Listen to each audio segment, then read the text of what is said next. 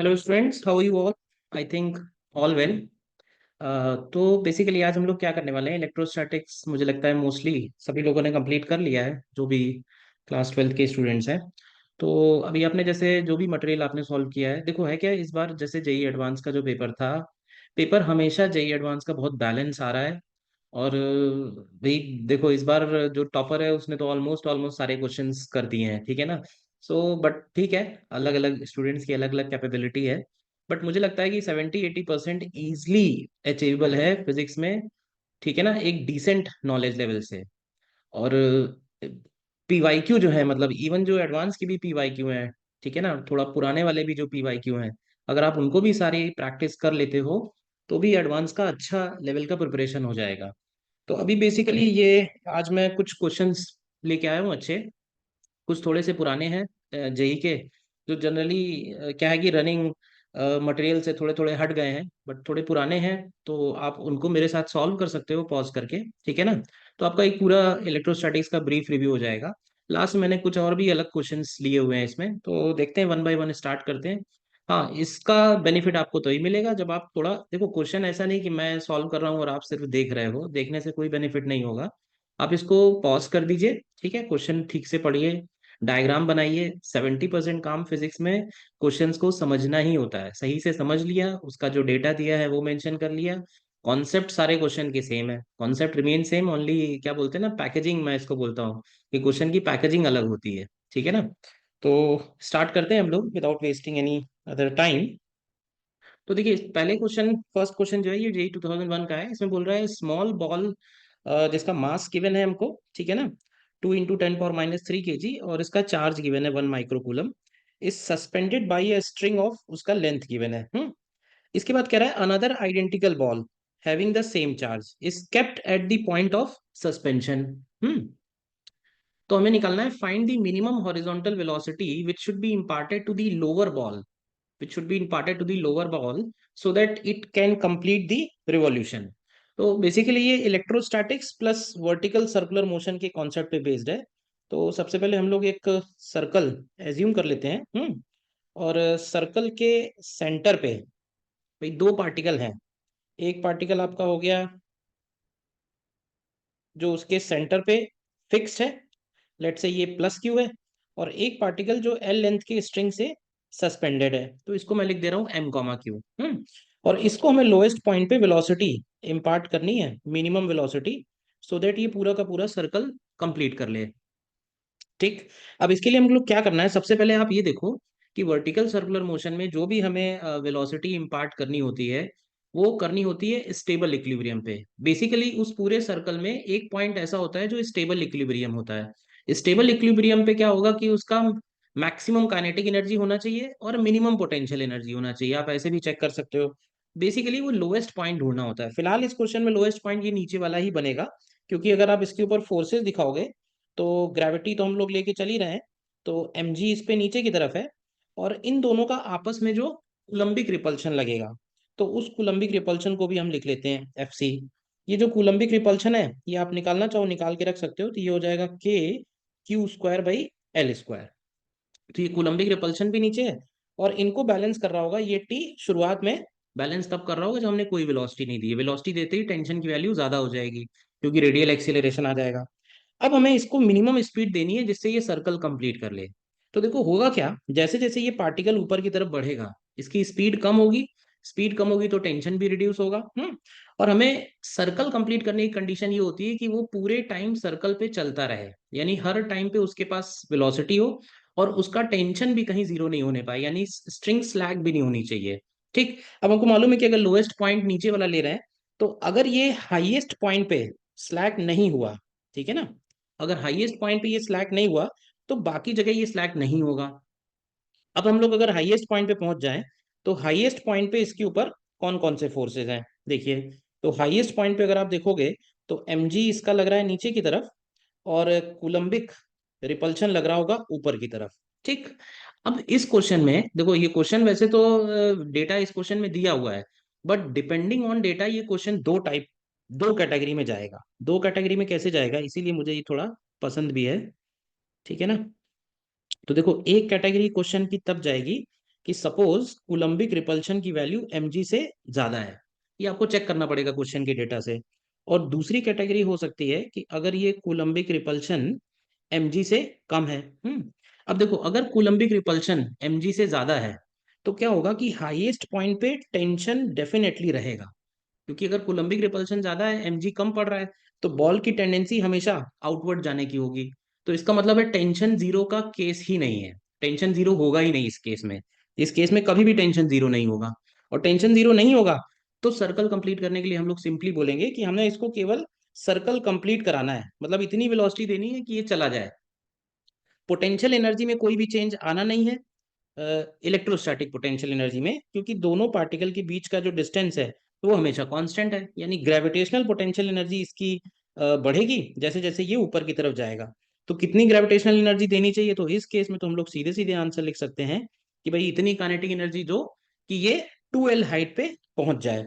और 2L height पे पहुंचने के लिए हम लोग सीधे सीधे बोल सकते हैं कि half M U minimum square equal हो जाना चाहिए mg × 2L के। तो अगर आप यहाँ से u मिनिमम निकालोगे तो ये √4GL आ जाएगा। और ये वही वाला केस है जिसमें हम लोग रॉड रॉड वाला केस करते हैं ना, जिसमें एक लाइट रॉड यूज करते हैं इंस्टेड ऑफ स्ट्रिंग। तो अगर लाइट रॉड ले रहे हैं तो ये वही सेम केस है, क्योंकि रॉड में भी मुड़ने की तो टेंशन आती नहीं है, टेंशन की वैल्यू जीरो होने से फर्क पड़ता नहीं है। तो ये वही वाला केस बनेगा।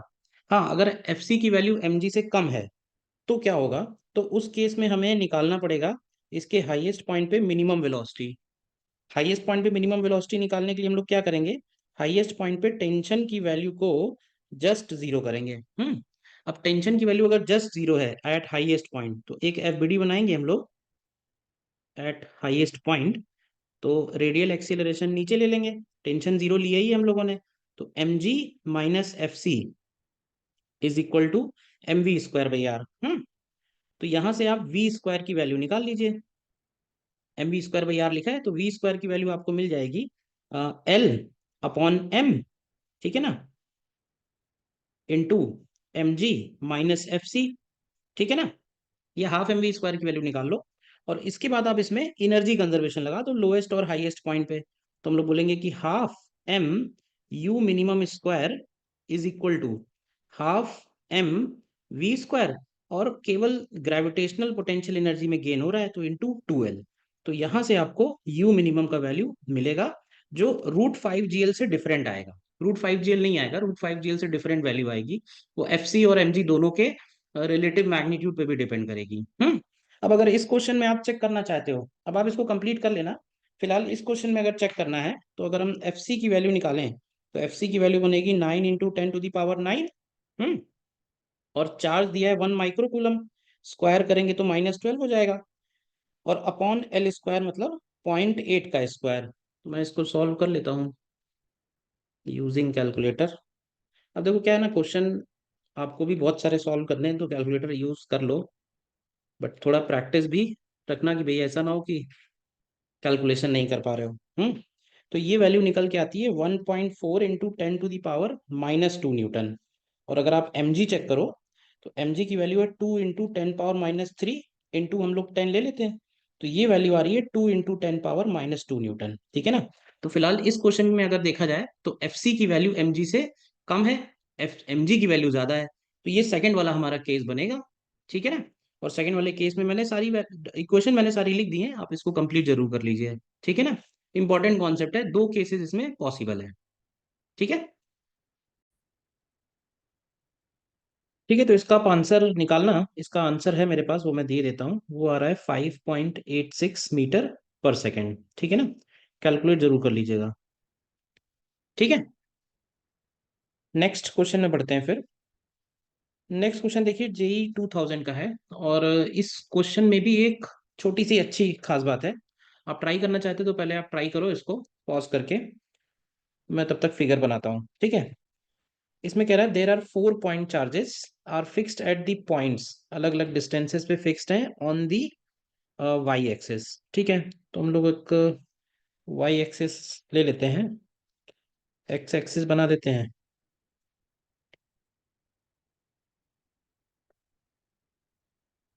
पॉइंट चार्जेस की वैल्यू दी हुई है +8, -1, -1 एंड +8। तो +8 वाले चार्जेस जो हैं वो ओरिजिन से थोड़ा दूर हैं, तो लेट से यहाँ पे हम लोग ले लेते हैं +8 माइक्रोकूलम, उतने ही डिस्टेंस पे नीचे है +8 माइक्रोकूलम। और बीच में यहाँ ले लेते हैं -1 माइक्रोकूलम, एंड उतने ही डिस्टेंस पे नीचे है -1 माइक्रोकूलम। इनके डिस्टेंसेस दिए हुए हैं, जैसे 8 माइक्रोकूलम वाला जो चार्ज है वो यहाँ से √27/2 मीटर पे है, और 1 माइक्रोकूलम वाले चार्जेस जो हैं ये यहाँ से √3/2 मीटर्स पे है। ठीक है, ये चार्जेस फिक्स्ड हैं। इसके बाद कह रहा है a particle of mass 6 × 10⁻⁴ and charge दिया हुआ है पॉजिटिव चार्ज दिया है, पार्टिकल का मास दिया हुआ है, moves along the x direction, और x इक्वल टू +∞ से ये चलना स्टार्ट कर रहा है। तो लेट से ये चार्ज पार्टिकल है, इनिशियली इसका डिस्टेंस काफी लार्ज है, और +∞ पे इसका वेलोसिटी दिया हुआ है v0। ठीक है, और पूछा ये हुआ है कि उसका कम से कम कितना काइनेटिक एनर्जी होना चाहिए, उसका स्पीड कम से कम कितना होना चाहिए जिससे ये पार्टिकल ओरिजिन को क्रॉस कर जाए। ठीक है ना। अब देखो है क्या, ओरिजिन को क्रॉस कर जाने का मतलब ये है कि जैसे जैसे ये पार्टिकल आएगा, ये जो चार्ज सिस्टम है ये इसके ऊपर रिपल्शन का फोर्स लगाएंगे, और हमें एक ऐसे पॉइंट को इसको क्रॉस कराना है। देखो इस क्वेश्चन की खास बात ये है कि अगर देखो, अगर इस क्वेश्चन में सारे चार्जेस पॉजिटिव होते, अगर इस क्वेश्चन में सारे चार्जेस पॉजिटिव होते, तो हम लोग डायरेक्टली इन्फिनिटी और ओरिजिन पे एनर्जी कंजर्वेशन लगा सकते थे, लेकिन वो तब करते जब सारे चार्जेस पॉजिटिव होते। यहाँ पे दो चार्जेस निगेटिव भी हैं, अब इसकी वजह से ये क्वेश्चन अच्छा बन गया है। तो अब एक्चुअली होगा क्या, क्योंकि इस पूरे सिस्टम का अगर आप देखो टोटल चार्ज पॉजिटिव है, यानी टोटल चार्ज पॉजिटिव का मतलब है ये पूरा सिस्टम एक रिपल, मतलब पॉजिटिव चार्ज को रिपेल करने वाला है। ठीक है ना। लेकिन पास वाले जो चार्जेस हैं वो नेगेटिव है, तो इसका मतलब ये होगा कि कहीं ना कहीं एक्स एक्सिस पे एक ऐसा पॉइंट जरूर मिलेगा जिस पॉइंट पे पॉजिटिव और नेगेटिव चार्जेस की वजह से जो रिजल्टेंट इलेक्ट्रिक फील्ड है वो कैंसिल आउट होगा। जैसे मान लो कि हम लोग 8 माइक्रोकूलम के लिए बात करें, तो 8 माइक्रोकूलम की वजह से यहाँ इलेक्ट्रिक फील्ड का मैग्नीट्यूड E1 है, यहाँ पे इधर वाले की वजह से E1 है। तो निगेटिव चार्ज की वजह से यहाँ पे कुछ E2 होगा।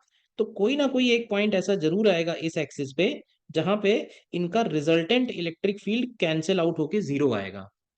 होगा क्या, उस पॉइंट के राइट साइड वाले रीजन में, उस पॉइंट के राइट साइड वाले रीजन में 8 माइक्रोकूलम का इफेक्ट ज्यादा होगा, और नेगेटिव चार्जेस का इफेक्ट यहाँ पे कम होगा। और जब हम इस पॉइंट के लेफ्ट में आएंगे, इस पॉइंट के लेफ्ट में नेगेटिव चार्जेस का इफेक्ट ज्यादा होगा और पॉजिटिव का कम होगा। तो कहने का मतलब ये है कि इस चार्ज को जो रिपल्शन फील होगा ना वो सिर्फ यहीं तक फील होगा, इसके बाद रिपल्शन फील नहीं होगा, बल्कि इसके बाद उसको अट्रैक्शन फील होगा, और अट्रैक्शन की वजह से नेगेटिव -1 वाले जो चार्जेस हैं वो उसको अपने आप अट्रैक्ट कर लेंगे। तो अल्टीमेटली अगर हम चाहते हैं कि ये पार्टिकल ओरिजिन क्रॉस करे, तो ओरिजिन और इन्फिनिटी पे एनर्जी कंजर्वेशन नहीं लगेगा, इन्फिनिटी और पी पॉइंट पे लगाना पड़ेगा। ठीक है ना, केवल हमें उसको पी पॉइंट क्रॉस कराना है। ठीक है ना। तो अगर आपने इतना भी सुन लिया है तो अब आप फिर से ट्राई कर सकते हो क्वेश्चन कि भाई अभी इसके बाद भी अगर क्वेश्चन आप कंप्लीट कर ले जाते हो तो it is a good thing. तो देखो मैं इसको करने के लिए यहाँ पे एंगल अल्फा ले लेता हूँ। और यहाँ से लेके यहाँ तक का डिस्टेंस शुरुआत में एज्यूम करना पड़ेगा। एक्चुअली क्या है कि पहले हमें पी पॉइंट निकालना पड़ेगा, वो पी पॉइंट है कहाँ एक्सिस पे। तो ये पॉइंट, ये एंगल दोनों एंगल लेट से बीटा हो गए। ठीक है ना। तो हमें वो पॉइंट कैलकुलेट करना है, तो पॉइंट निकालने के लिए हम लोग लिखेंगे कि भाई 2E1 कॉस अल्फा इक्वल होना चाहिए 2E2 कॉस बीटा के। ठीक है ना, वैल्यूज इस तरह से दी हुई हैं कि वो सिंप्लीफाई होकर सॉल्व हो जाएंगी। तो E1 2 तो कैंसिल हो गया, E1 का वैल्यू अगर हम लोग लिखें तो देखो पॉजिटिव चार्ज की वजह से ये डिस्टेंस x है, और यहाँ से यहाँ का डिस्टेंस हमको दिया हुआ है √27/2, तो हम ये वाला डिस्टेंस निकाल सकते हैं। और पॉइंट चार्ज के लिए सीधे सीधे फॉर्मूला लगना है, तो ये हो जाएगा Q/R²। तो R² की जगह मैं लिख देता हूँ √x², और √27/2 है तो 27/2 बचेगा, इनटू, अब जब कॉस अल्फा आप लिखोगे तो ये पूरा एंगल कॉस अल्फा बनेगा। तो कॉस अल्फा की वैल्यू हो जाएगी x/√a। अब इसका तो होल स्क्वायर था तो ये अंडर रूट तो हटा देते हैं, इधर तो होल स्क्वायर हो गया और यहाँ पे एक अंडर रूट बच जाएगा, यही वैल्यू बच जाएगी x² + 27/2। ठीक है ना। Now this is equal to, ऐसे ही हम E2 की वैल्यू लिखते हैं, तो E2 की वैल्यू लिखने के लिए हो जाएगा के, क्यू की जगह हम लोग 1 लिख देते हैं, माइक्रो कूलम दोनों तरफ कैंसिल हो जाएगा, तो अभी यूनिट की वजह से परेशान होने की जरूरत नहीं है, एक्स स्क्वायर प्लस 3/2 आएगा। और कॉस बीटा की वैल्यू लिखोगे इसी तरह से, तो हो जाएगी X upon under root of X square plus 3/2। अब देखो इसमें x दोनों तरफ ऊपर से कैंसिल हो जाएगा, k कैंसिल हो जाएगा, ठीक है ना। और इसके बाद क्या है, नीचे जो डिनोमिनेटर है वो पावर 3/2 है, तो मैं एक काम करूंगा, पहले उसका स्क्वायर कर देंगे और फिर इसका रूट ले लेंगे, क्यूब रूट ले लेंगे। तो 8 बन जाएगा 2 अपॉन, देखिएगा ध्यान से, नीचे बचेगा X square plus 27/2, and this is equal to 1 upon X square plus 3/2। तो अगर आप इसको सॉल्व करते हो तो ये 2x² plus 3 is equal to X square plus 27/2। तो यहाँ से एक्स स्क्वायर की वैल्यू 27/2 -3 आ रही है। तो देखिए ध्यान से, ये 27/2 -3, तो ये 6 बन रहा है, तो ये 21/2 बन रही है। तो x का वैल्यू हो जाएगा अंडर रूट ऑफ 21/2 मीटर्स। देखिए पहले पहले हम लोगों ने वो पॉइंट निकाला है जिस पॉइंट पे, सबसे पहले हम लोगों ने वो पॉइंट निकाला है जिस पॉइंट पे एक तरह से नेट इलेक्ट्रिक फील्ड जीरो आ रहा है। तो नेट इलेक्ट्रिक फील्ड जहां जीरो होगा उस पॉइंट को ही क्रॉस कराना है। पहले आप यहां तक देखो, कोई डाउट हो तो। एक छोटी सी मिस्टेक हुई है, 2 नहीं आएगा, यहाँ 4 आएगा। एक्चुअली हमने क्यूब रूट लिया फिर उसका स्क्वायर किया है, तो ये 4x² और 6 आएगा। तो यहाँ से जब हम 6 माइनस करेंगे तो ये 3x² -6 बनेगा। तो -6 जब होगा इसमें से, तो ये 12 माइनस होगा, तो 12 माइनस होगा तो ये 15/2 बनेगा। तो x का वैल्यू अंडर रूट ऑफ 5/2 आएगा। ठीक है ना, देख लो कैलकुलेशन मेरा वीक ही है। ठीक है ना, सबसे पहले हमको x मिल गया यहाँ पे। अच्छा, x मिलने के बाद अब हमारा क्वेश्चन का सेकंड पार्ट शुरू होगा, और जिसमें हम लोग बोलेंगे सिंपली हम लोगों को यूजिंग मैकेनिकल एनर्जी कंजर्वेशन लगाना है। मैकेनिकल एनर्जी कंजर्वेशन, तो mechanical energy conservation charge particle के लिए अगर लगाना है तो हमें इसके लिए पहले से ही पोटेंशियल एनर्जी लिखनी पड़ेगी। पोटेंशियल एनर्जी लिखने के लिए हम पोटेंशियल पहले से निकाल लेते हैं। तो देखो जब ये पार्टिकल पी पॉइंट पे आएगा तो इसका पोटेंशियल हम लोग पहले से निकाल के रख लेते हैं, पोटेंशियल पॉजिटिव की वजह से और निगेटिव की वजह से। तो देखो पॉजिटिव की वजह से पोटेंशियल बनेगा के into +8 microcoulomb and divided by under root of, तो अब ये अंडर रूट में हम लोग x² प्लस 27/2 लिखेंगे, तो ये हो जाएगा 5/2 और प्लस 27/2। ठीक है ना, और क्योंकि ये माइक्रोकूलम है तो इसमें हम 10⁻⁻6 कर देते हैं। इसी तरह नेगेटिव चार्ज की वजह से लिखेंगे तो माइनस लिख देते हैं, इसमें भी 10⁻⁻6 आ जाएगा। वैल्यूज इस तरह से हैं कि वो हो जाएगा सॉल्व इजली, और ये बनेगा under root of x² which is 5/2 and √3/2 का स्क्वायर, तो ये हो जाएगा 3/2। तो ये नीचे भी √4 आ जा रहा है और उधर √16 आ जा रहा है। देन आपका लास्ट स्टेप बचेगा kinetic energy at infinity plus potential energy at infinity is equal to kinetic energy at P point plus potential energy at P point. Infinity पे काइनेटिक एनर्जी हमें निकालनी है और वही है ½ V0 मिनिमम स्क्वायर। इंफिनिटी पे potential energy zero होगी। अब हम लोग चाहते हैं कि पी पॉइंट को ये जस्ट क्रॉस करे, तो जस्ट क्रॉस करने के लिए पी पॉइंट पे उसका वेलोसिटी जीरो कर सकते हैं, तो काइनेटिक एनर्जी जीरो। और पोटेंशियल एनर्जी के लिए Q इंटू वीपी लिखेंगे, वीपी आपको ऊपर से निकालना पड़ेगा। तो अब मैं कहूँगा कैलकुलेशन कर लीजिए आप, तो यहाँ से आपका V0 मिनिमम निकल जाएगा। ठीक है ना, और V0 मिनिमम की वैल्यू यहाँ से 3 मीटर पर सेकेंड निकल के आ जाएगी। चेक कर लेना, इसको सॉल्व जरूर कर लो। देखो क्वेश्चन आ गया है, ठीक है ना, कॉन्सेप्ट पता चल गया है, तो भी आप उसको एक बार नीट एंड क्लीन एक बार पूरा करके देख लो। उससे क्या होता है ना कि वो चीज दिमाग में बैठ जाती है, मतलब बोलते हैं ना कि कॉन्सेप्ट दिमाग में रहता है, रैम में रहता है, तो जरूरत पड़ने पे तुरंत बाहर आ जाएगा।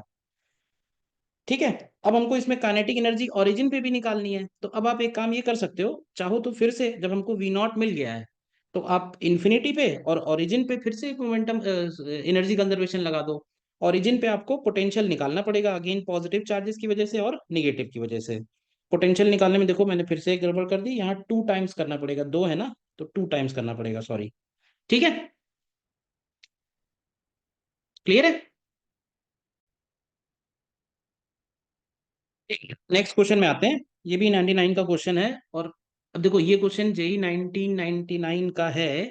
और ये क्वेश्चन मल्टीपल करेक्ट में, मतलब एमसीक्यू में, मैं कहूंगा same to same question advance में दोबारा आ चुका है। ठीक है ना। अब ये काम आपके लिए होमवर्क हो गया कि कौन सा क्वेश्चन है जो अभी रिसेंटली आया है पिछले 5-6 सालों में, एमसीक्यू का है, और इसी क्वेश्चन का मॉडिफाइड वर्जन है। मॉडिफाइड भी नहीं है, इनफैक्ट क्वेश्चन यही है, खाली वैल्यूज चेंज है, ओनली वैल्यूज चेंज। देखो क्या कह रहा है। A non conducting disc of radius A and uniform positive surface density sigma is placed on ground with its axis vertical. तो लेट से ये रहा एक डिस्क, सॉरी, एक नॉन कंडक्टिंग डिस्क है ये।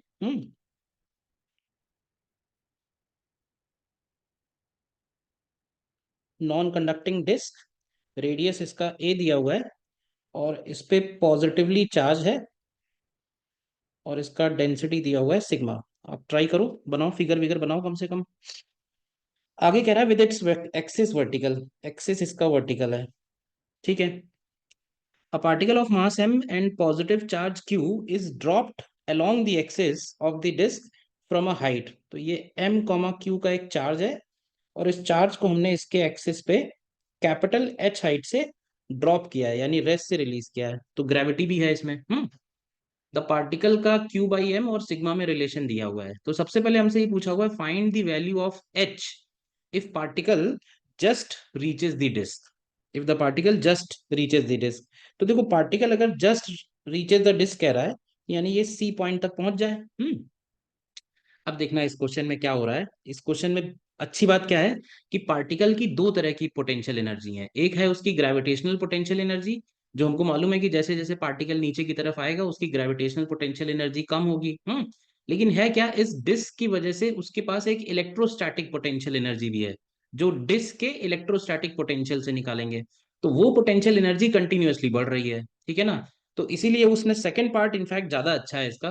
ठीक है ना। सेकंड पार्ट ज्यादा अच्छा है कि पोटेंशियल एनर्जी का वेरिएशन कैसे हो रहा है। क्योंकि एक पॉइंट ऐसा आएगा इसके डिस्क और दोनों पार्टिकल के बीच में, जहां पे उसके ऊपर फोर्सेस जीरो होंगे। फोर्सेस जीरो होंगे यानी कि उसकी पोटेंशियल एनर्जी का एक तरह से बोल सकते हैं मिनिमा बन रहा होगा।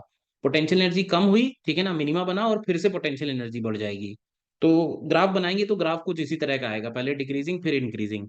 तो सबसे पहले तो हमें एच निकालना है। तो एच निकालने के लिए हम लोग डायरेक्टली इसमें कंजर्वेशन लगा सकते हैं। भाई यहां से हमने इसको छोड़ा है और यहां हमें इसको पहुंचाना है, तो हम डायरेक्टली स्टार्टिंग पॉइंट ए और एंड पॉइंट सी पे लगा सकते हैं। उसके लिए हमें सी पॉइंट पे पोटेंशियल चाहिए होगा। ठीक है ना। तो डिस्क के लिए हमें दो फॉर्मूले लगेंगे इसमें पोटेंशियल के। क्यों भाई। तो डिस्क के लिए पोटेंशियल का क्या फॉर्मूला है।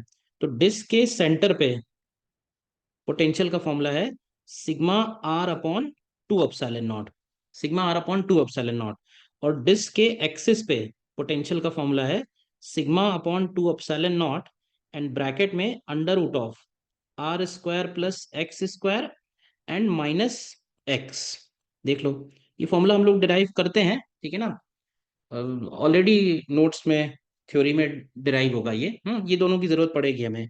तो हम लोग क्या करेंगे, यूजिंग मैकेनिकल एनर्जी कंजर्वेशन लगाते हैं पहले। मैकेनिकल एनर्जी कंजर्वेशन, और मैकेनिकल एनर्जी कंजर्वेशन से initially gravitational potential energy plus electrostatic potential energy plus kinetic energy, इन तीनों का सम जो है वो कंजर्व करना है हमको। तो इनिशियली देखते हैं क्या क्या है। इनिशियली इसकी ग्रेविटेशनल पोटेंशियल एनर्जी बनेगी mgh। इलेक्ट्रोस्टैटिक लिखेंगे तो बनेगी q इंटू पोटेंशियल। तो पोटेंशियल h डिस्टेंस पे कितना लिखेंगे, तो हो जाएगा sigma upon two epsilon naught, और ब्रैकेट अंडर रूट ऑफ कितना आएगा, R square plus H square and minus H आएगा। देखिए सही से। एंड काइनेटिक एनर्जी क्योंकि रिलीज किया है तो जीरो। इसके बाद जब ये पार्टिकल सी पे पहुंचेगा तो इसकी ग्रेविटेशनल पोटेंशियल एनर्जी हो गई जीरो। हम्म और इसके सेंटर पे पहुंच गया है तो इलेक्ट्रोस्टैटिक पोटेंशियल एनर्जी हो जाएगी sigma R upon two epsilon naught multiplied by charge. और क्योंकि जस्ट पहुंचने की बात चल रही है तो हम बोलेंगे भाई इसकी पोटेंशियल फाइनल वाला क्या कर देते हैं, फाइनल काइनेटिक एनर्जी जीरो कर देते हैं। देखिए, तो अब ये एक रिलेशन आपका बन गया है, और इसमें आपको इसकी यूज करने की जरूरत पड़ेगी। ठीक है ना। Q बाई एम का वैल्यू दिया हुआ है। तो मैं इसको एक बार और लिखता हूँ, mgh प्लस, ठीक है। तो Q की जगह हम लोग लिख देते हैं, Q की जगह 4 mg upon sigma, 4 mg upon sigma, ये Q की जगह लिख दिया है। Sigma upon 2 and bracket under root of R square plus H square minus H. आप मेरे कैलकुलेशन मत देखो, अपना आप खुद ही सॉल्व करो। तो 4 mg upon sigma into sigma R upon 2 तो इसको सॉल्व करते हैं थोड़ा सा। देखो इसमें क्या क्या कैंसिल हो रहा है भाई, एम जी और एम जी पूरे इक्वेशन से कैंसिल, इधर से ये सिग्मा भी कैंसिल, ठीक है। सिग्मा इधर भी कैंसिल, इधर से 2 कैंसिल होके 2 बचेगा, 2 आर बचेगा इनफैक्ट। और इधर से भी ये 2 कैंसिल करके 2 बचेगा। देखो दोबारा लिखते हैं इसको। तो यहाँ से आ रहा है H plus 2 times bracket of under root of R square plus H square, 2 multiply कर दें तो -2h इधर भी आ जाएगा, this is equal to 2r। तो इस h को उधर ले जाते हैं, होल स्क्वायर कर देते हैं, तो ये आ जाएगा 4 r² plus H square is equal to, तो ये 2r प्लस एच का होल स्क्वायर यानी 4r² plus H square plus 4r h आ रहा है। तो यहाँ से 4r² कैंसिल, तो 4h² is H square plus 4r h। तो यहाँ से h का वैल्यू देखिए 4r/3 आ जा रहा है। मैंने r लिया, क्वेश्चन में a दिया हुआ है, ठीक है, एक ही बात है। तो ये एक आंसर हमारा मिल गया सबसे पहले, ठीक है ना। तो इस क्वेश्चन में अच्छा ये था कि पोटेंशियल एनर्जी हमें दो लेनी है। अब इसके बाद हमको इसके बी पार्ट में potential energy as a function of height भी प्लॉट करना है and find its equilibrium position. तो देखो इक्विलिब्रियम वहां पे होगा जहां पे इस चार्ज पार्टिकल का जो वेट है, यानी ये जो mg है, और डिस्क की वजह से जो इसके ऊपर क्यूई का फोर्स लगेगा, वो जहाँ पे बैलेंस होंगे, ठीक है ना। तो हम लोग इक्विलिब्रियम निकालते हैं। तो उसको लिए लिखेंगे mg is equal to Q into E, क्यों भाई। तो mg, क्यू की वैल्यू लिख देते हैं 4 mg अपॉन सिग्मा, और इलेक्ट्रिक फील्ड होता है sigma upon 2 into 1 - x upon under root R square plus X square. मैंने x डिस्टेंस ले ली है कि मान लो ये यहाँ से x डिस्टेंस पे है, ठीक है ना। तो यहाँ से देखो ये भी सॉल्व हो जाएगा भाई, इसमें सिग्मा कैंसिल, mg इधर से कैंसिल, ये 2 सिग्मा से ये 2 हो गया। तो यहाँ से आपको मिलेगा that 1/2 is equal to 1 - x upon under root R square plus X square. तो X square upon R square plus X square 1/4 बन जाएगा। तो यहाँ से आपको मिलेगा 4x² is X square plus R square. तो x का वैल्यू r/√3 आएगा, ठीक है ना। तो r/√3 पे इसके कर्व का मिनिमा आएगा, यानी जहाँ पे फोर्स 0 है। तो अगर हमें पोटेंशियल एनर्जी वर्सेस हाइट बनाना है, ठीक है ना, पोटेंशियल एनर्जी वर्सेस एक्स बना देते हैं। एक्स मैंने यहीं से डिस्टेंस लिया हुआ है। तो ये क्वेश्चन में स्टार्ट हुआ है X equal to capital H से। अच्छा, तो कैपिटल एच से स्टार्ट हुआ है, ठीक है, इसको एक्स रहने देते हैं। तो कैपिटल एच पे आप देख लो इसकी कितनी पोटेंशियल एनर्जी आएगी। ध्यान रखना कि ये टोटल पोटेंशियल एनर्जी होगी, और एक्स इक्वल टू 0 पे जब ये आएगा तब इसकी कितनी पोटेंशियल एनर्जी है। तो ये ग्राफ कुछ इस तरह का ही आ जाएगा, ठीक है ना। ग्राफ इसका कुछ इस तरह का ही आ जाएगा, ठीक है ना। क्योंकि हमने एच से सॉल्व किया है, काइनेटिक एनर्जी जस्ट 0 करी है, तो पोटेंशियल एनर्जी उस पॉइंट पे और स्टार्टिंग पॉइंट पे सेम ही आएगी। और ये जो मिनिमा आया है इसका, वो मिनिमा इसका निकल के आया है 4h/4r यानी 4r/3 के आसपास, ठीक है ना। तो मिनिमा पे आप देखोगे पोटेंशियल एनर्जी मिनिमम है। वैल्यूज मैं नहीं निकाल रहा हूँ, वैल्यूज आप निकाल लेना, ठीक है ना। This is the minimum potential energy at equilibrium, जहां से छोड़ा था और जहां पहुंचा है। तो ये पॉइंट हो गया इसका, mgh लिख देते हैं क्या है। एमजीएच भी आएगी प्लस और भी एनर्जी आएगी। ठीक है ना?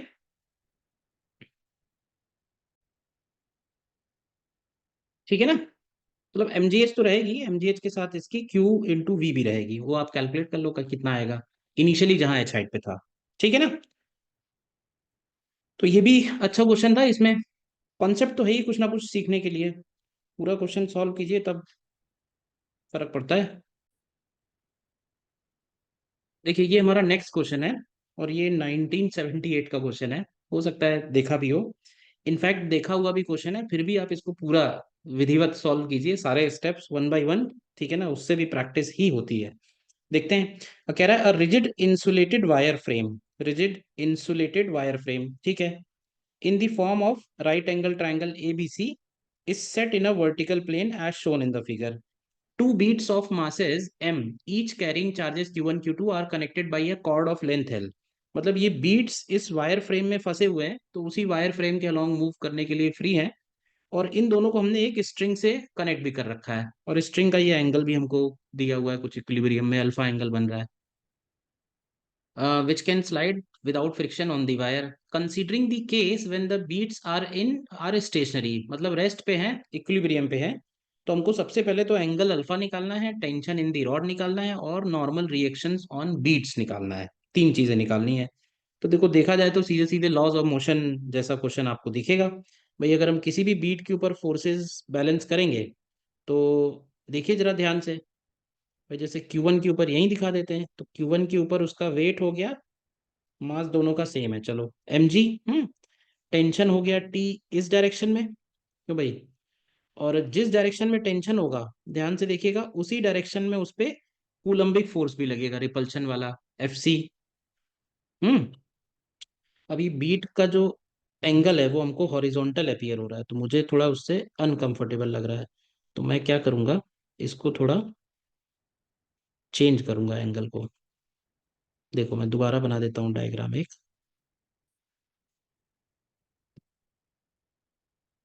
इस तरह से थोड़ा ले लेता हूँ, जिससे थोड़ा लगे कि वो एंगल पे है। ठीक है ना? इधर हो गया Q2, इधर हो गया Q1, और अब ये एंगल अल्फा ठीक दिख रहा है। तो इधर हो गया इसका वेट mg, इधर की तरफ हो गया इसका टेंशन T, टेंशन T के जस्ट अपोजिट होगा कूलम्बिक रिपल्शन, और नॉर्मल रिएक्शन जो होगा ना वो वायर AB के परपेंडिकुलर होगा, उसको ले लेते हैं हम लोग N1। Q2 पे आते हैं।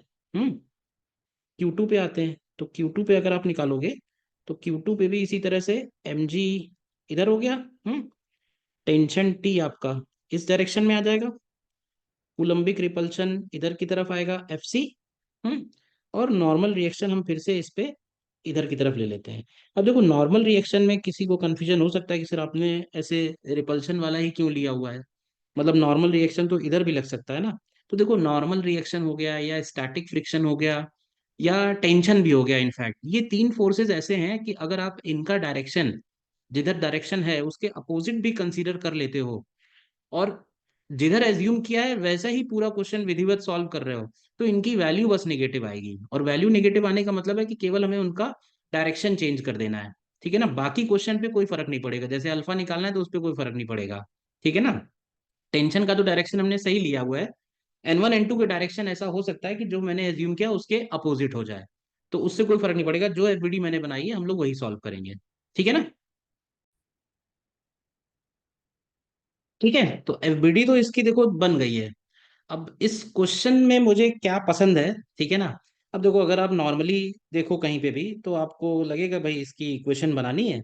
इक्वेशन बनाने के लिए क्या करोगे भाई, इसके लिए अगर आप इक्वेशन बनाओगे, तो वर्टिकल में सारे फोर्सेस ले लो, तो वर्टिकल में टेंशन का भी कंपोनेंट आएगा, ठीक है ना, FC का भी वर्टिकल में कंपोनेंट आएगा, नॉर्मल का भी कंपोनेंट आएगा, एंगल लिखोगे mg के इक्वल, और दूसरी इक्वेशन हॉरिजॉन्टल में बैलेंस कर सकते हो। दो सिचुएशन है, या तो आप अलोंग दी AB और परपेंडिकुलर टू AB बैलेंस कर सकते हो।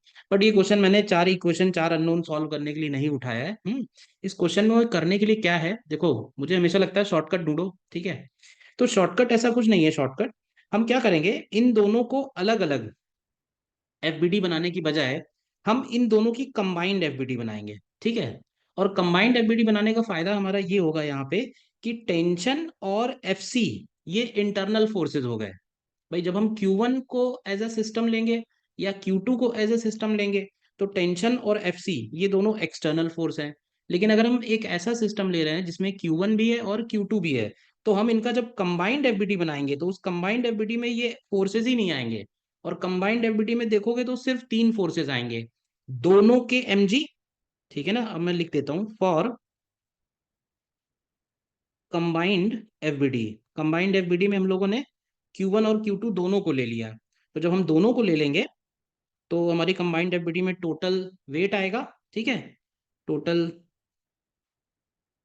टोटल वेट आएगा। टोटल वेट की जगह हम लोग लिख देते हैं 2 mg। ठीक है, इसके बाद एक N2 आएगा इस डायरेक्शन में। ठीक है, और एक N1 आएगा इस डायरेक्शन में। इंटरेस्टिंग बात यह है कि N1 N2 परपेंडिकुलर भी हैं। तो हम लोग चाहें तो अब N1 N2 की वैल्यू अगर हमें सिर्फ निकालनी है तो लामीज थ्योरम से भी निकाल सकते हैं। भाई N1 का आप देखो ध्यान से, ये वाला एंगल, भाई ये एंगल 60 है, तो ये वाला एंगल 90 है। तो N1 यहाँ से जो एंगल बना रहा है वो है 150। इसी तरह से N2 जो एंगल बना रहा है वो है 120। तो N1 N2 तो यहीं से सीधे सीधे निकल आए आपके लामीज थ्योरम से। लामीज थ्योरम है N1 upon sine of 120 is equal to N2 upon sine of 150, and this is equal to mg upon sine 90। ठीक है ना, तो देखो N1 N2 तो सबसे पहले आ ही गए, तो N1 बन जाएगा, भाई साइन 90 हट गया, साइन 120 को हम लोग लिख देंगे 90 प्लस 30, तो कॉस 30 हो जाएगा। तो ये हो जाएगा mg√3/2, और N2 की वैल्यू हो जाएगी, M2 में कॉस 60 आ जाएगा, तो ये हो जाएगा mg/2। देखो सबसे पहले, ठीक है ना, 2 mg है ना, तो ये 2 कैंसिल हो जाएगा, mg√3 और mg/2, 2 mg है ना यहाँ पे। ठीक है ना, N1 N2 जब निकल आए ना आपके, अब आप टेंशन भी निकाल सकते हो। ठीक है, N1 N2 जब आ गए तो हम लोग क्या कर सकते हैं, अलोंग दिस डायरेक्शन और perpendicular to this direction forces balance कर सकते हैं। अब आप किसी एक की एफडी बनाओगे ना तो चार इक्वेशन, चार अननोन नहीं आएंगे, क्योंकि कम से कम दो अननोन तो हमारे यहीं से रिड्यूस हो गए हैं। तो जैसे सपोज अगर हम फॉर Q1 लिख दें, तो फॉर Q1 हम लोगों को लिखना चाहिए, ये हो गया वर्टिकल डायरेक्शन, और N1 वर्टिकल से 30 डिग्री बनाएगा। हम्म और FC और T का अगर हम देखें कंपोनेंट, या अलोंग AB और परपेंडिकुलर टू AB ले लेते हैं, वो ज़्यादा अच्छा है, along AB and perpendicular to AB, क्योंकि ये वाला एंगल अल्फा हमको मालूम है। तो अगर हम अलोंग AB जाएंगे तो अलोंग AB हमको मिलेगा T cos alpha is equal to FC cos alpha plus mg mg sine 30 लिख दो, या कॉस 60 लिख दो। हम्म ये हो गया along A B. Perpendicular to A B अगर आप लिखोगे तो आपको इक्वेशन मिलेगी N1 plus F C sine alpha, N1 plus F C sine alpha is equal to M G plus T sine alpha. ठीक है, अब N1 भी हमको मालूम है, एफ सी भी हमको मालूम है। एफ सी की वैल्यू अगर आप चाहो तो निकाल के लिख सकते हो, 1/4 पाई अपसाइलन नॉट, और Q1 Q2/L²। एफ सी हमको नोन वैल्यू है, और इसी तरह से आप Q2 का इक्वेशन बना लो। तो इसको कंप्लीट जरूर कर लो आप। ठीक है ना, बट ऐसे सोचो कि कभी क्वेश्चन में ऐसा हो कि केवल N1 N2 ही निकालने हैं, तो आ जाएगा ना जल्दी से। इसके लिए भी अगर हम अलोंग में बनाएंगे, तो ये वाला एंगल अल्फा है, ये 90 है, तो एक तरह से ये वाला एंगल 90 माइनस अल्फा हुआ, तो ये इस बार अल्फा हो जा रहा है, तो ये एंगल अल्फा बनेगा। डायग्राम सही से बनाओ। तो अलोंग में अगर हम बनाए फोर्सेस, अलोंग में फोर्सेस बनेंगे एफ सी साइन अल्फा, ठीक है, और mg का कॉस 30। ठीक है, this is equal to t का साइन अल्फा, और परपेंडिकुलर डायरेक्शन में बनाएंगे तो N2 plus F C cos alpha, N2 plus F C cos alpha perpendicular direction में is equal to t cos alpha plus mg sine 30 degree. Sine 30 लिख दो या cos 60 लिख दो, तो आप N1 N2 FC की वैल्यू रखोगे।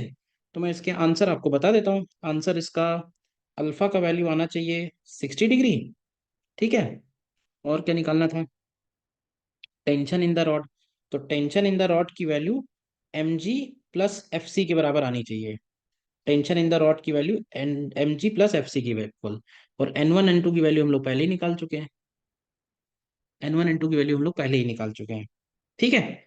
अब इसका बी पार्ट आप देखो, कह रहा है कि if the cord now cut, what are the values of charges for which bead still remains stationary. तो देखो होगा क्या, कि अगर हम कॉर्ड को कट कर रहे हैं, ठीक है ना, तो कॉर्ड कट करने का मतलब है टेंशन नहीं रहेगा। तो आप देखो सेम टू सेम वही इक्वेशन है, बस आपको टेंशन हटा देना है, टी की वैल्यू को हटा देना है। और एफ सी की वैल्यू हमें एक तरह से फाइंड करनी होगी फिर उस केस में, क्योंकि टी हट गया तो एक अननोन बन गया, बढ़ गया। तो उस केस में जब आप एफ सी की वैल्यू निकालोगे बी पार्ट के लिए, इक्वेशन वही काम करेंगी सेम टू सेम, कुछ अलग वैल्यू नहीं है। तो वहां से Q1 Q2 की वैल्यू आप निकालोगे, तो वो माइनस में चला जाएगा, माइनस में आ जाएगा 4 पाई एप्सिलॉन नॉट mg/L² के इक्वल आएगा। ठीक है ना। मैं डायरेक्ट लिख दे रहा हूं, बट आप कंप्लीट जरूर कर लीजिए इस क्वेश्चन को। क्योंकि देखो है क्या, अगर ये स्टेशनरी रहनी है, अब जैसे N1 है Q1 है, तो स्टेशनरी ये तभी रहेगा जब N1 mg का रिजल्टेंट इधर की तरफ कहीं आए। तो इधर की तरफ तभी आएगा जब ये अपोजिट चार्जेस होंगे, तभी Q1 Q2 की वैल्यू आप जब निकालोगे, जब इन इक्वेशन में वैल्यू रखोगे तो FC निगेटिव आएगा। तो ये कंप्लीट जरूर कर लीजिएगा, अच्छा क्वेश्चन है ये। ठीक है ना। नहीं तो इसको हम फ्रेश भी सॉल्व कर सकते थे, दोबारा आप बना दो। टेंशन तो हट ही गया, अब सिर्फ एफ सी रह गया है, N1 रह गया है, mg रह गया है। इस पे भी एफ सी रह गया है, mg रह गया और N2 रह गया है। दोनों के लिए फ्रेश इक्वेशन भी बना सकते हो। ठीक है ना। ठीक है। हम लोग फिर नेक्स्ट क्वेश्चन में आते हैं। देखो ये क्वेश्चन भी इक्वी पोटेंशियल सरफेस का बहुत अच्छा क्वेश्चन है। और मैं फिर से कहूंगा, आप ये भी चेक कर सकते हो, 1991 का क्वेश्चन है ये। और ये अभी रिसेंटली ही, अब रिसेंटली हो या 4-5 सालों में, इलेक्ट्रोस्टैटिक्स जेई एडवांस में आया हुआ क्वेश्चन है। शायद ये अभी जब ये स्टेम टाइप क्वेश्चन आना शुरू हुए हैं ना, paragraph with stem numerical answer, उसमें से ही किसी एक क्वेश्चन ये आया हुआ है। तो आप ये भी ध्यान से देख सकते हो कि PYQ कितने इंपॉर्टेंट है। पढ़ते हैं चलो। Two fixed charges minus Q and Q are located at points with coordinate -3a, 0 and +3a, 0। तो हम लोग x एक्सिस y एक्सिस बना लेते हैं। लेट्स से ये रहा x एक्सिस, ये रहा y एक्सिस। ठीक है। एक पॉइंट हो गया -3a, 0, इस पे रखा हुआ है -2q। और एक पॉइंट हो गया +3a, 0, और इस पे हो गया q। ठीक है। अब सबसे पहले हमें निकालना है, show that all the points in X Y plane where potential due to the two charges is 0 lie on a circle. और उस सर्कल का रेडियस और लोकेशन निकालना है। मतलब बेसिकली हमको वो सारे पॉइंट्स निकालने हैं जहां पे पोटेंशियल 0 होगा। तो देखो पोटेंशियल 0 कहाँ होगा, तो हमको एज्यूम करना पड़ेगा। तो लेट से पोटेंशियल हम लोग P पॉइंट पे निकालते हैं, और जनरल पॉइंट ले लेते हैं। जनरल पॉइंट यानी x, y। और x, y पे पॉजिटिव और निगेटिव का टोटल मिला के पोटेंशियल 0 होना चाहिए। ठीक है। तो देखो पोटेंशियल कैसे निकालेंगे, तो ये वाला डिस्टेंस चाहिए हमको यहाँ से यहाँ का। तो potential at point P will be equal to potential due to -2q plus potential due to Q। -2q की वजह से पोटेंशियल होगा -K2q/R। R की जगह में ये वाला डिस्टेंस लिखना है। लेट से R1 है ये, R2 है ये। तो ये डिस्टेंस कैसे आएगा, तो ये डिस्टेंस आएगा, ध्यान से देखो, ये डिस्टेंस हो जाएगा 3a + x² और +y² plus potential due to Q लिखेंगे तो KQ/, इसकी वजह से लिखेंगे तो आएगा √, ये हो जाएगा x-3a +y²। और ये वैल्यू हमें जीरो करनी है। तो अगर जीरो करनी है तो ये KQ तो कैंसिल हो जाएगा, इसको इधर ले आओ और स्क्वायर कर दीजिए। स्क्वायर करेंगे तो क्या मिलेगा, स्क्वायर करेंगे तो हमको मिलेगा, इधर लिख देता हूँ, 4/3a + x² +y² is equal to 1/x-3a। Whole square plus Y square. अब इसको रीअरेंज करो, ये सर्कल की इक्वेशन प्रूफ हो जानी चाहिए। तो ये हो जाएगा 4 times of X square plus 9a² minus 6ax plus Y square. This is equal to X square plus again 9a² plus 6ax and plus Y square. तो अगर इसको आप रीअरेंज करोगे तो आपको मिलेगा 3x² प्लस 3y²। ठीक है, 3x² प्लस 3y²। और ये यहाँ -24ax है और ये इधर आ जाएगा तो ये हो जाएगा -30ax हो जाएगा। एंड 36a² में 9a² माइनस होगा तो प्लस 27a² इक्वल टू 0 आ जाएगा। देखो यहाँ तक पहले तो ठीक है ना। थोड़ा रीअरेंज कर लेते हैं इसको, x² plus y² minus 10ax and plus 9a² equal to 0। देखो, तो क्या इसको हम इस फॉर्म में लिख सकते हैं, x माइनस 5a का whole square. x minus 5a का whole square plus y² and this is equal to 16a², यानी इसको हम लोग लिख देते हैं 4a का होल स्क्वायर। देखो, इस फॉर्म में आप ले आओ। अरे आप जल्दी ले आओगे, आप लोग मैथ पढ़ते हो। बोलिए। तो इसका सेंटर भी आ गया, हमको यही निकालना था, रेडियस निकालना है एंड लोकेशन ऑफ सेंटर। तो इसका सेंटर यहाँ कहीं आ रहा है, C point, which is 5a,0। नहीं, सेंटर इधर आ रहा है, इधर पड़ेगा। सेंटर इधर आ रहा है विच इज 5a,0 और रेडियस आ रहा है इसका 4a। ठीक है ना, सर्कल बनाने की जरूरत नहीं है, खैर। बना ले। 5a है और रेडियस है 4a, तो इस तरह का आएगा कुछ।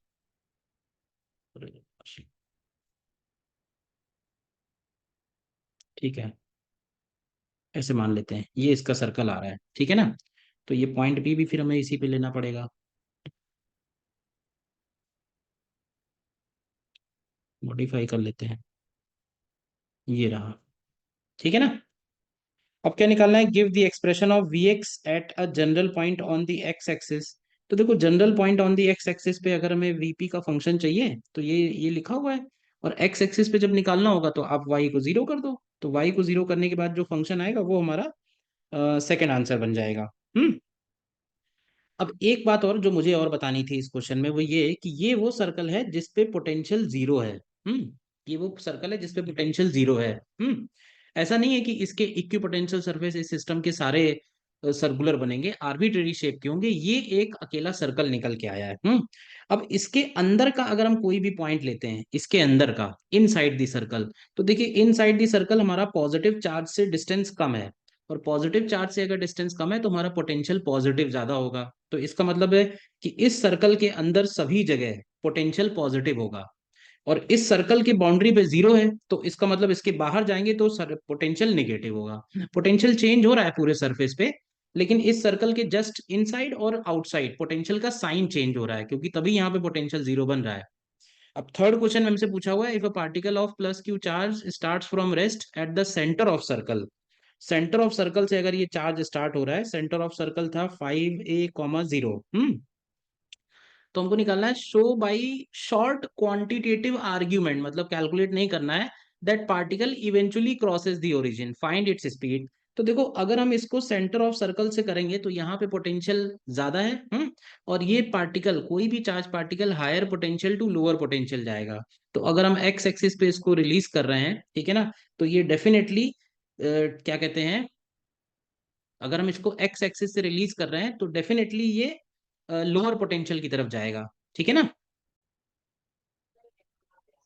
तो देखो, इसमें कुछ लोगों को डाउट ये हो सकता है कि सर सेंटर से रिलीज कर रहे हैं तो ये पॉजिटिव चार्ज की तरफ क्यों जा रहा है। ठीक है ना। तो देखो, इस सेंटर वाले पॉइंट पे अगर आप पोटेंशियल निकालोगे, पोटेंशियल जैसे जैसे हम इस डायरेक्शन में जा रहे हैं कम हो रहा है। और पोटेंशियल कम होने का मतलब है कि ये जो पॉइंट है ना, यहाँ पे रिजल्टेंट फील्ड इसका ज्यादा होगा, माइनस क्यू का यहाँ पे फील्ड ज्यादा होगा, प्लस क्यू का फील्ड यहाँ पे कम होगा। तो जिसकी वजह से ये हायर पोटेंशियल टू लॉजिक पूछा है, तो लॉजिक सिर्फ ये हो जाएगा कि charge particle will move from higher potential to lower potential. तो जब ये ओरिजिन क्रॉस होगा तब इसका हमें स्पीड निकालना है। तो हमें सिंपली क्या करना है, सी पे और ओ पे एनर्जी कंजर्वेशन लगा देना है। तो देखो सी और ओ पे एनर्जी कंजर्वेशन के लिए mechanical energy conservation at C and at O, ठीक है। तो सी पे अगर हम लोग देखेंगे तो सी पे पोटेंशियल लिख लेते हैं केवल, पोटेंशियल सी पे जरूरत पड़ेगी, दोनों की वजह से लिखना पड़ेगा, तो आप इसी एक्सप्रेशन में वैल्यू रख दो। तो पॉजिटिव की वजह से लिख देंगे के क्यू अपॉन 3a और 5a का डिस्टेंस हो जाएगा 2a, और नेगेटिव की वजह से लिखेंगे तो k 2q अपॉन 2q से डिस्टेंस लिखोगे तो 3a + 5a यानी 8a आएगा।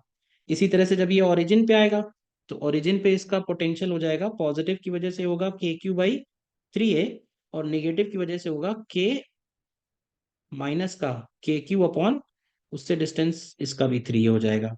तो एनर्जी कंजर्वेशन में हमारी इक्वेशन बन जाएगी half m v origin square plus q into V origin is equal to 0 plus q into V at C. तो आपको यहाँ से v नॉट का वैल्यू निकालना है, तो आप इसको कर लीजिएगा। आंसर मैं आपको बता देता हूँ, v नॉट का वैल्यू निकल के आना चाहिए √ का q into small q upon 8 pi epsilon naught m into A K equal, ठीक है ना। कैलकुलेट कर लो कैलकुलेशन, आप तो पूरा प्रॉपरली सॉल्व करो इस क्वेश्चन को, ठीक है ना। क्लियर है क्वेश्चन? ठीक है, नेक्स्ट क्वेश्चन में आते हैं। नेक्स्ट क्वेश्चन प्रीवियस ईयर का नहीं है, ठीक है।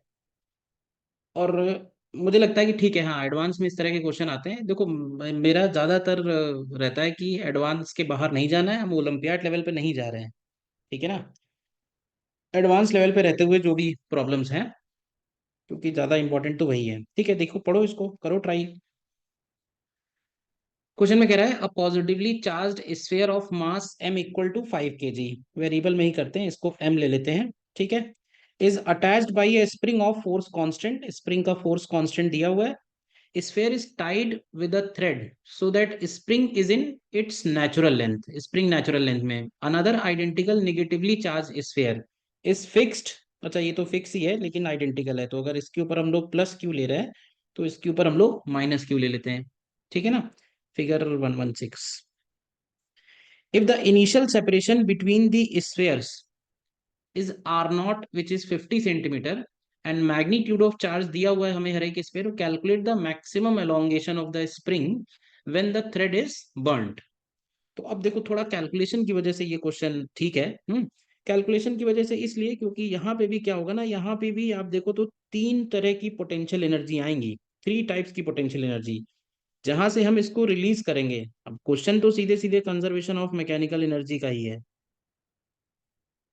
कंजर्वेशन ऑफ मैकेनिकल एनर्जी का ही है, लेकिन कंजर्वेशन ऑफ मैकेनिकल एनर्जी में हमको पोटेंशियल एनर्जी 3 टाइप की लेनी है, ठीक है ना, और केयरफुली। तो इनिशियली कह रहा है कि स्प्रिंग जो है वो नेचुरल लेंथ में है, ठीक है। अगर स्प्रिंग इनिशियली नेचुरल लेंथ में है और मैक्सिमम एलोंगेशन पूछा हुआ है, तो देखो मैक्सिमम एलोंगेशन कहाँ आएगा, नीचे कहीं आएगा मान लेते हैं। तो मैक्सिमम एलोंगेशन की वैल्यू को हम लोग एज्यूम कर लेते हैं यहाँ से एक्स, क्यों, करो सॉल्व, सॉल्व हो जाए आंसर आ जाए, बताओ। तो इनिशियली आप देखोगे, अगर मान लेते हैं पोटेंशियल एनर्जी का रेफरेंस यहीं ले लेते हैं, तो करते हैं कंजर्वेशन, ठीक है ना। देखो स्टार्टिंग में ग्रेविटेशनल एनर्जी को हमने जीरो ले लिया, स्प्रिंग में स्टोर्ड एनर्जी को भी जीरो ले लिया है, और अगर हम इन दोनों की इलेक्ट्रोस्टैटिक एनर्जी लिखें तो वो बन जाएगी, प्लस लिखेंगे बट वो माइनस की होगी, minus of k q1 q2 अपॉन r नॉट के इक्वल आएगी, ठीक है। Now this is equal to, अब जब ये यहाँ पे पहुंचेगा, मान लेते हैं कि ये मैक्सिमम एक्सटेंशन है, मैक्सिमम एक्सटेंशन पे इन दोनों चार्जेस के बीच का डिस्टेंस आप केयरफुली लिखना, तो ये आएगा r नॉट माइनस एक्स के इक्वल, ठीक।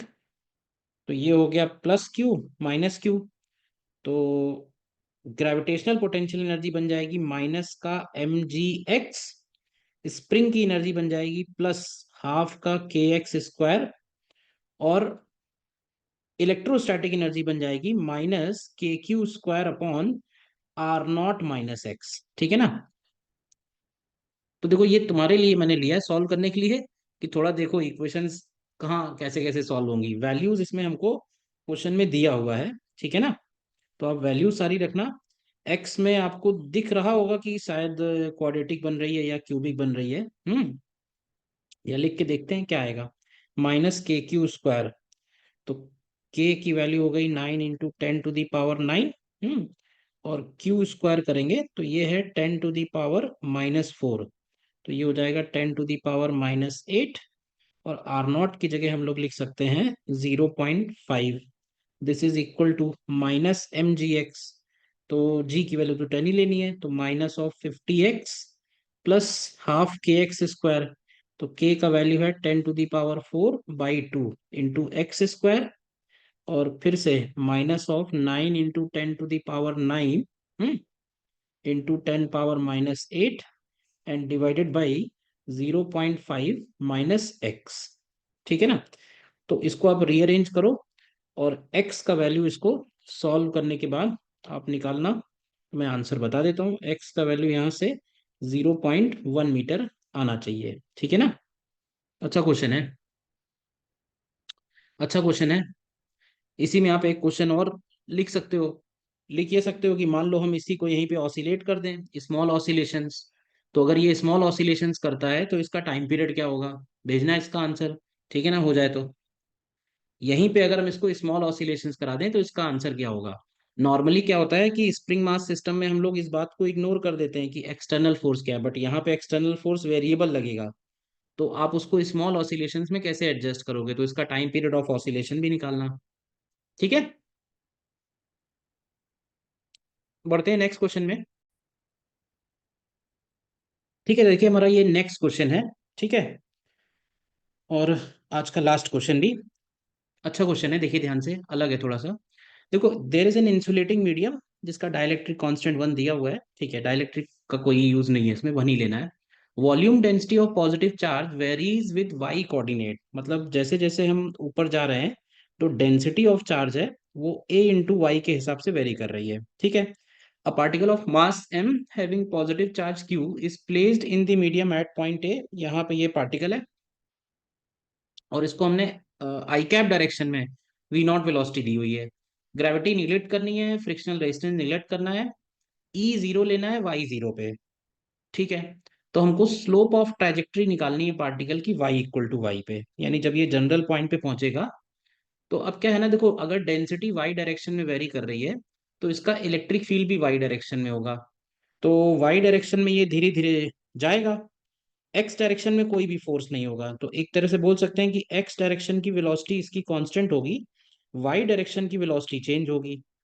तो अगर हमें y डायरेक्शन की वेलोसिटी और x डायरेक्शन की वेलोसिटी मिल जाए तो हम ये एंगल निकाल सकते हैं भाई। डायरेक्शन ऑफ मोशन ही से ही हमको स्लोप ऑफ ट्रेजेक्टरी मिल जाएगी, tan थीटा की वैल्यू Vy/Vx। लेकिन उससे पहले हम लोग इसमें गॉस लॉ अप्लाई करना पड़ेगा और गॉस लॉ का डिफरेंशियल फॉर्म अप्लाई करना पड़ेगा। अब जिसको differential form of Gauss law नहीं मालूम है तो इसका भी मेरे किसी प्लेलिस्ट में है शायद। कोई इरोडो सॉल्यूशंस करके एक प्लेलिस्ट बनाई थी, तो उसमें इरोडो का एक दो क्वेश्चन सॉल्व किए थे, तो उसमें मैंने समझाया हुआ है कि what is differential form of Gauss law. ठीक है, तो वहां से पहले आप वो देख सकते हो। तो using differential form of Gauss law. ठीक है, तो differential form of Gauss law है del dot E is equal to rho upon epsilon naught. अब हमको मालूम है कि केवल वाई डायरेक्शन में ही है, तो डेंसिटी भी वाई डायरेक्शन में है। तो इधर हम इसको लिख सकते हैं del E upon del Y.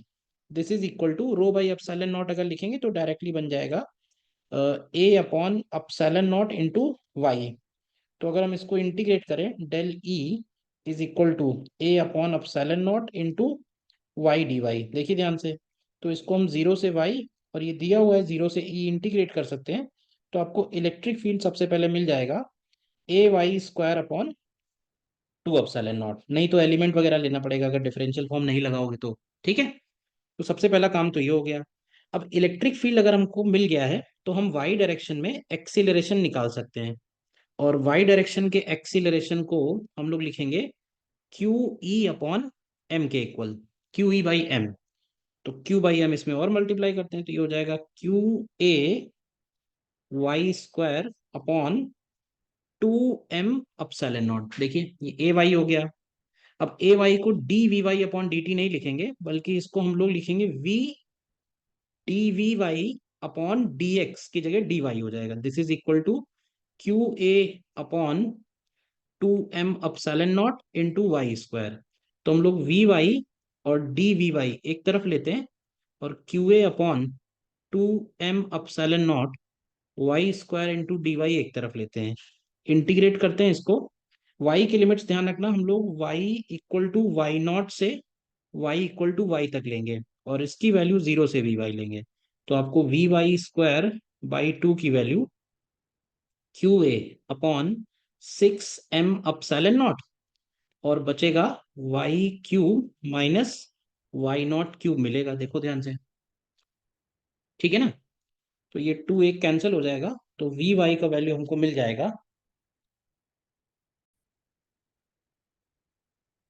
ये अंडर रूट में चला जाएगा सारा, अंडर रूट में आ जाएगा Q A Y cube minus Y naught cube and divided by 3m epsilon not.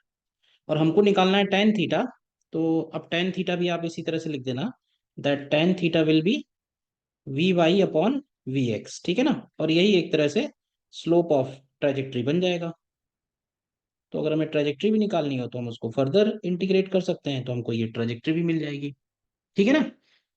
तो मेन ये क्वेश्चन इसलिए है क्योंकि थोड़ा सा इसमें डिफरेंशियल फॉर्म यूज हुआ, और बाकी नॉर्मल। देखो एडवांस में कोई भी ऐसा नहीं कि बहुत बहुत हैवी बहुत कोई क्वेश्चन आ गया जो एकदम ओलंपियाड लेवल का हो, नहीं। एडवांस में रहना है तो आपको नॉर्मल कैटेगरी के क्वेश्चन जो पीवाईक्यू में आए हैं वैसे वैसे क्वेश्चन की प्रैक्टिस ज्यादा करनी है। प्रैक्टिस ये करनी है कि जब एन मौके पे आए क्वेश्चन तो वो सही से सॉल्व हो जाए, ऐसा ना हो स्ट्रेस की वजह से अब हम फॉर्मूला भूल गए वगैरह वगैरह ये सब हो, ठीक है ना। तो अभी मैं देखता हूँ, अभी 2 4 दिन खाली हूँ तो और भी एक दो टॉपिक्स का बनाता हूँ, ऑप्टिक्स का बना दूंगा, एक ज्योमेट्रिकल ऑप्टिक्स का, ठीक है ना। So thank you very much, and करते हैं इसको।